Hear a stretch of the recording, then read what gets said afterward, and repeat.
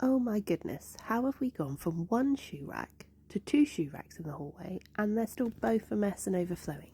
This summer they have exploded, so this was my task for today, to sort out which shoes we're keeping, which shoes need to be donated, go in wardrobes, be thrown away. So I am making some piles for people to choose for themselves. I'm not making this decision because I don't want that on my head if I do something wrong. But here we are, sorting through the piles, and I have a random shoe. I'm sure the other one is in my daughter's mess of a bedroom, but this task was needing to be done desperately. We'd walk out the bathroom where one of our shoe racks was and trip over it.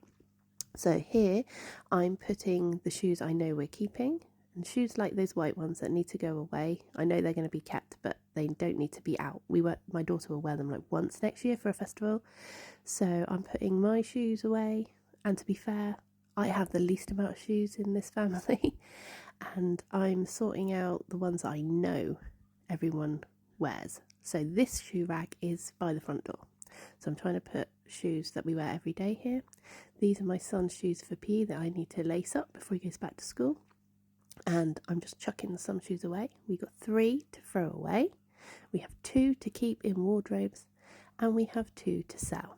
So I'm really, really happy I bit the bullet and got this job done because it looks much better and took 5 minutes.